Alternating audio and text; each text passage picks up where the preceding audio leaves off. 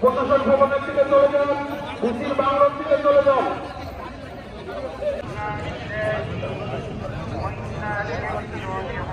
আমাদের একজন মারা গেছে, তার জন্য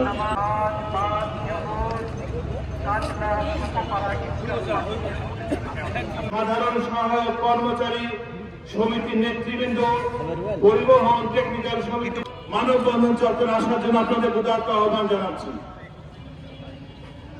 কর্মচারীবৃন্দ, আমাদের প্রাতিষ্ঠানিক সুবিধা বাতিলের প্রতিবাদে আজকের যে মানববন্ধন, এই মানববন্ধন 11টার সময় আপনারা সকলে যারা এখনো বাইরে অবস্থান করছেন তাদেরকে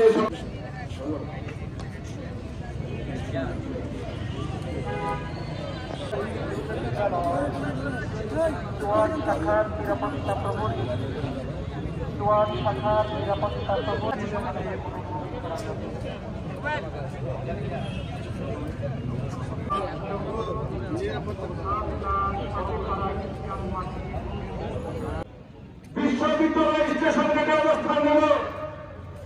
আমরা বিরোধী সুবিধাকে বঞ্চিত করছেন কেন? এই অবস্থান থেকে আমাদের সকলকে সরতে হবে। আপনাদের সম্পত্তি আছে, কোথাও থেকে উঠে এসে আপনারা চেয়ার রক্ষা, আপনারা নিজের কোটাতে চেয়ারে বসে থেকে আমাদের ছাত্র ছাত্রী ভাই বোনদের মুখামুখি দাঁড় করাবেন না। তারা আমাদের ভাই বোন, তারা আমাদের সন্তান। আমার দুটি সন্তান এখান থেকে পাশ করে বাড়িয়ে গেছে, আমার পাওয়ার দরকার নাই। আমাদের এই ইতিহাস এখানে থাকতে হবে, এই ইতিহাস এখানে থাকবে।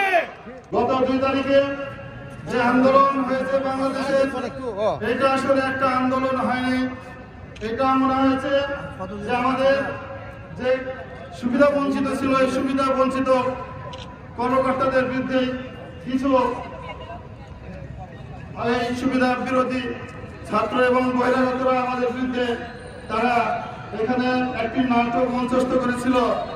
সম্মানিত উপস্থিতি, আমরা জানি যে বৈষম্য বিরোধী আন্দোলন শুরু হয়েছিল এটা কোটা সংস্কার দিয়ে, কোটা বাতিল নয়।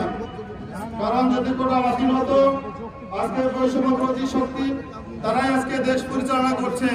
তারা গেজেট করেই তারা সম্পূর্ণ কোটা বাংলাদেশ থেকে তুলে দিতে পারত, কিন্তু সেটা করেনি।